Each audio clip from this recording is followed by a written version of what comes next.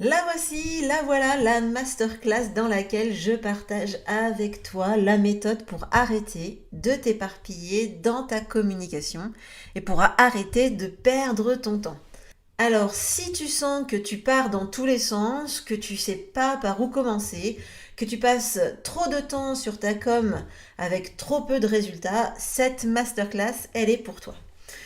J'y partage les mythes qui font que tu t'éparpilles et que tu pars dans tous les sens. Je te dirai aussi ce que tu peux mettre en place rapidement pour arrêter de t'épuiser dans ta com, mais surtout, à la fin de la masterclass, je te montrerai le système qui te permettra de structurer ta com pour gagner du temps et savoir par où commencer. Bref, je te partage ma méthode pour communiquer sans s'épuiser.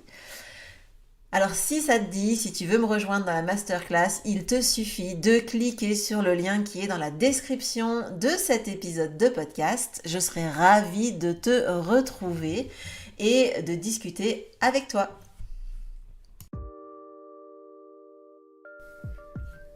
Bonjour et bienvenue sur le podcast Macom par 3, votre dose hebdo de motivation et de conseils pour communiquer sans vous épuiser. Je suis Hélène Gazul et je suis experte en visibilité pour les solopreneurs. Il y a quelques années maintenant, j'ai quitté le salariat pour enfin créer le job qui correspond à mon équilibre de vie. L'occasion pour moi de constater qu'il ne suffit pas d'être expert dans son domaine pour être entrepreneur. Il faut être aussi comptable, commercial, informaticien, RH et évidemment communicant. Alors, j'ai choisi d'être la partenaire com des entrepreneurs multicasquettes que nous sommes tous. À travers ce podcast et mes accompagnements, je vous partage mes conseils et mon expérience pour vous aider à communiquer simplement sans vous épuiser. Mais plus que tout, mon objectif est que vous passiez à l'action. Les conseils inapplicables et les to-do list sans fin, très peu pour moi. Si vous aimez ce podcast, pensez à le partager autour de vous et à laisser 5 étoiles sur votre plateforme d'écoute préférée. Et pour ne rien manquer, pensez à vous abonner au podcast. En attendant, je vous souhaite une bonne écoute.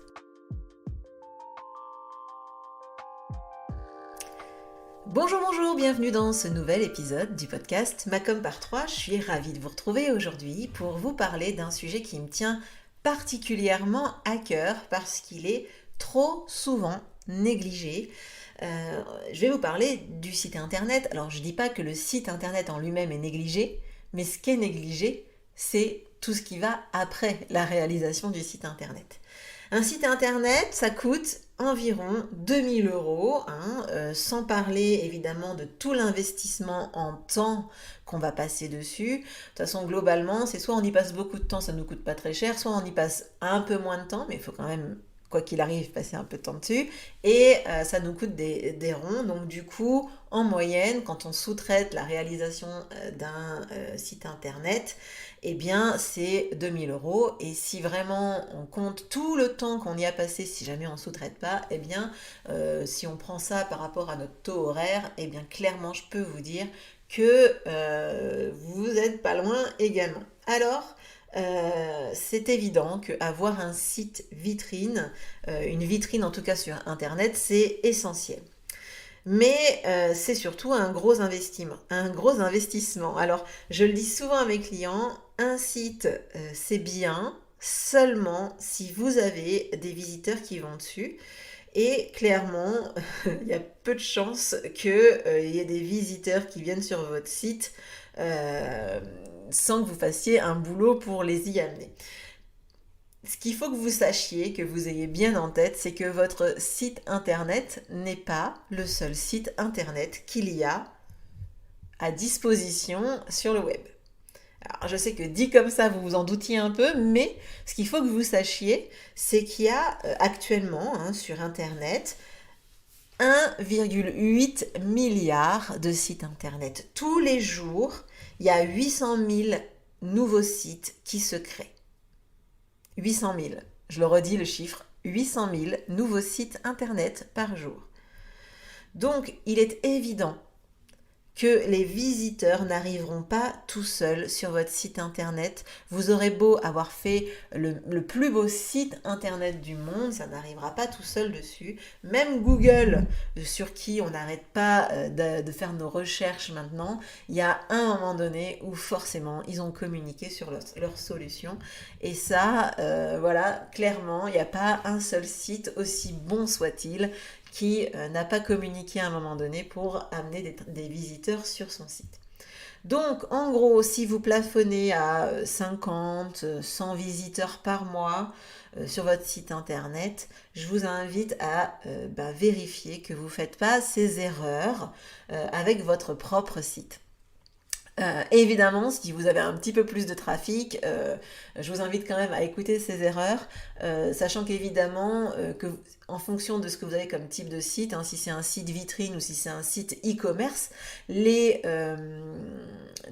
besoins en termes de trafic seront pas les mêmes. Donc voilà. Mais en tout cas, si vous plafonnez, si votre site il décolle pas, si vous avez quelques pauvres visiteurs qui viennent sur votre site internet de temps en temps, eh bien c'est le moment de vérifier que vous faites bien les choses correctement. Alors, la première erreur qui est très importante, c'est que certainement vous n'avez pas bien défini votre cible, elle n'est pas assez précise.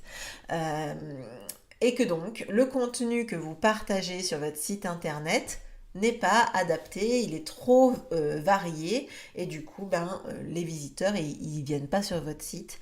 Souvent aussi, ce qui se passe, c'est que on n'utilise pas les mots que notre cible utilise. C'est-à-dire que par exemple, si je parle d'un coach, on va dire un coach en productivité ou en efficacité professionnelle, etc., un coach pro quoi, eh bien peut-être qu'il va se dire bon bah voilà, moi je pense que mes clients ils veulent améliorer leur efficience. Alors que dans les faits, votre client idéal, il va pas forcément utiliser ce mot-là. Pareil, par exemple, pour la communication, peut-être que mes clients, moi je vais me dire, bah tiens, ils ont très très envie de faire un lead magnet. Donc je vais leur apprendre à faire un lead magnet. Sauf que ce mot-là, peut-être qu'ils ne le connaissent pas. Donc dans ces cas-là, il faut que j'utilise d'autres mots pour m'assurer que eh bien, ils arrivent bien jusqu'à mon contenu en tapant leur propre recherche sur les moteurs de recherche. Donc je vous invite vraiment à vérifier que vous ne faites pas cette erreur, que vous n'êtes pas parti dans du jargon d'expert sur votre site internet et que vous employez bien les mots de votre cible. Ça c'est très très important. Et évidemment, pour connaître les mots qu'utilise votre cible, il va falloir aller gratter un peu votre cible et bien la connaître. Mais ça, c'est un autre sujet que nous aborderons la semaine prochaine. Petit teasing pour le podcast de la semaine prochaine. La deuxième erreur que vous faites, c'est que vous n'avez pas forcément bien travaillé votre référencement naturel. Si on se réfère à mon intro, avec tout le nombre de sites internet qu'il y a actuellement sur le web, eh bien, les moteurs de recherche, c'est obligatoire. Alors, c'est obligatoire, je nuance un peu, vous pouvez évidemment payer pour arriver en haut des recherches, en faisant de la pub Google Ads, par exemple.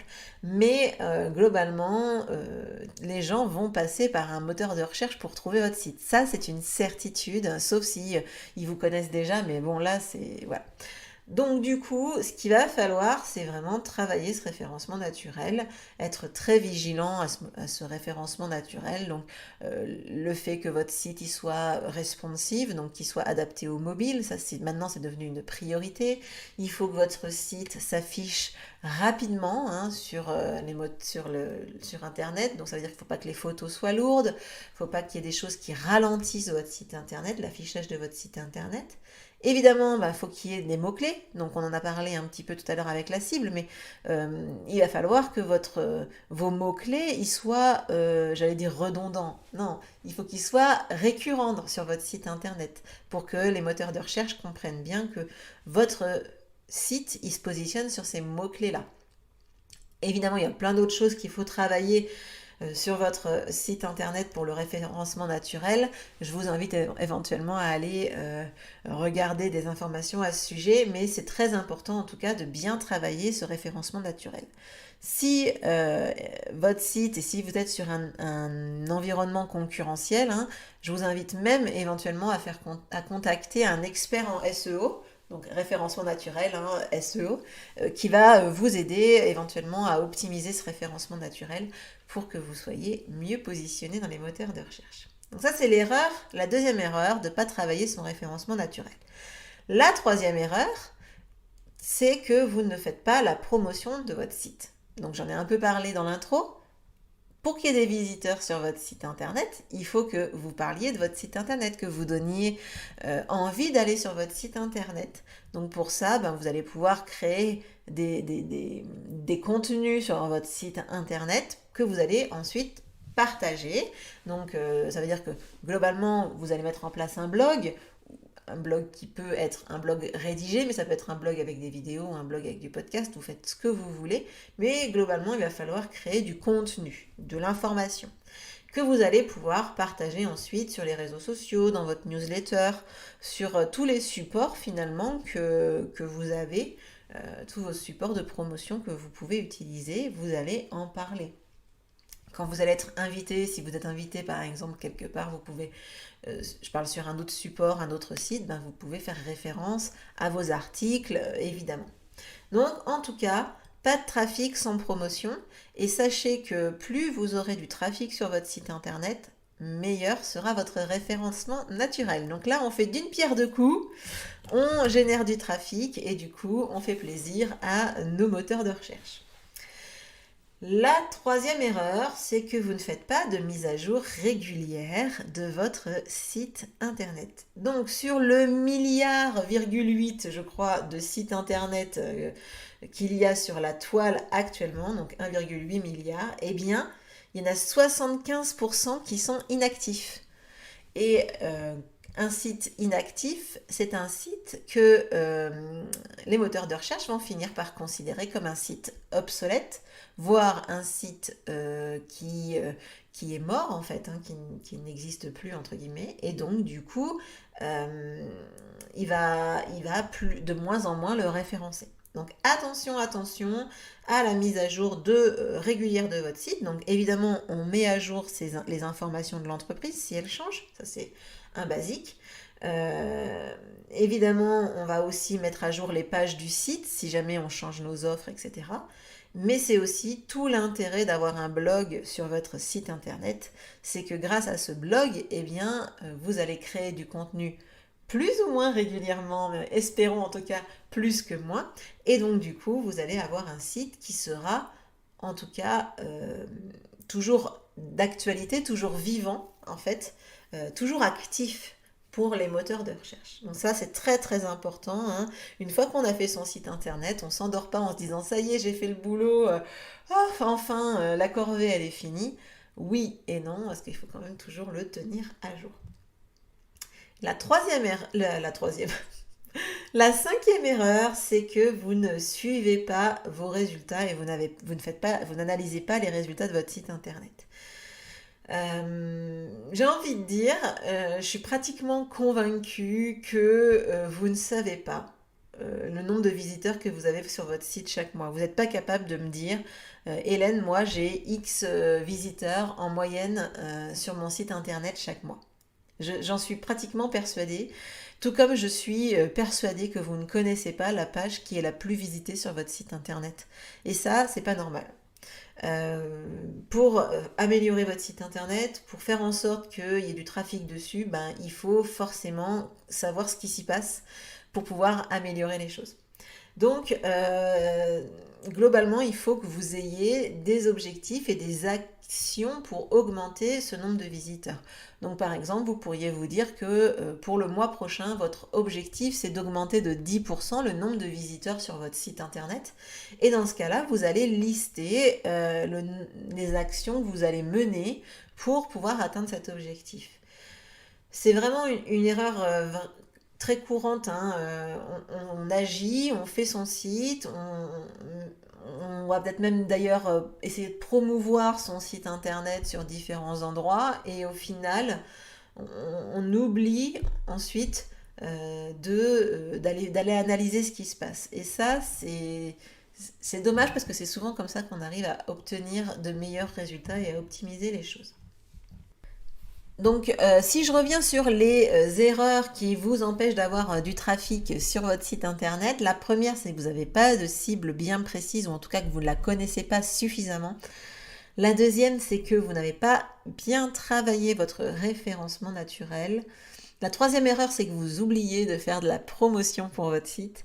La quatrième, c'est que vous ne faites pas de mise à jour régulière de votre site. Et enfin, la troisième, c'est que vous n'analysez pas les résultats pour améliorer le contenu de votre site ou pour surfer sur les pages qui sont les plus vues sur votre site internet. Globalement, ne faut pas se flageller si vous vous dites tiens, elle a raison Hélène, mon site internet, maintenant que je l'ai fait, je le laisse totalement vivoter de son côté. C'est vraiment une erreur qui est très courante quand on communique, en tout cas quand on s'occupe de sa communication, c'est que on met en place les outils. On nous a dit il faut un site internet, il faut des réseaux sociaux, il faut une newsletter, il faut machin. Et au final, une fois qu'on a mis tout ça en place, on oublie sa com, on la met un petit peu sous le tapis avec les petites poussières. On se dit les choses qui dérangent, on les cache un peu, on fait un peu l'autruche. Et du coup, tous ces efforts qu'on a menés pour mettre en place tous nos outils de communication, ils sont finalement un peu perdus parce que on abandonne ces outils de communication. Et c'est vraiment suite à ce constat que j'ai décidé moi d'inclure une partie organisation dans le programme Macom par 3 et que j'ai décidé de le créer sur 12 mois, avec un suivi en tout cas sur 12 mois pour rester motivé. Alors c'est un suivi de groupe, un suivi collectif et d'ailleurs une fois par mois il y a vraiment un suivi qui est sur les objectifs du mois à venir pour sa communication, pour vraiment se mettre en action et rester en action. Parce que mettre en place une organisation pour sa com, ça prend du temps, l'optimiser, ça prend du temps, savoir ce qui fonctionne et ce qui ne fonctionne pas, ça prend du temps. Et donc, ça me semblait normal, logique en tout cas, d'avoir une partie de suivi, de support, on va dire, sur un temps un peu long, donc une douzaine de mois. Ça permet quand même d'ancrer les bonnes pratiques de communication et de mettre en place les mécanismes d'organisation dans votre entreprise. Donc si vous voulez découvrir le programme et rejoindre la liste d'attente, j'ai mis toutes les informations dans la description de l'épisode. Alors, ce que vous devez retenir de cet épisode, c'est qu'un site internet ne fait pas votre com à lui tout seul. Il n'est pas efficace quand il ne fait pas partie d'un système plus large. Donc, c'est vraiment important de l'inclure dans un système de communication pour qu'il puisse vraiment prendre toute sa place. En fait, il faut le voir comme une brique de votre communication qui ne peut exister que si le reste tourne également. Alors si vous êtes encore là à m'écouter après quelques minutes, une vingtaine de minutes de podcast, c'est certainement que l'épisode vous a plu. Alors aidez-moi à le rendre visible auprès des entrepreneurs qui vous suivent. Vous pouvez partager le podcast en story ou sur vos réseaux sociaux. Vous pouvez aussi aimer le podcast ou me laisser un commentaire, ça me fera toujours plaisir de savoir ce que vous en pensez. En attendant, je vous souhaite une excellente semaine et je vous dis à la semaine prochaine pour le prochain épisode du podcast. Ciao!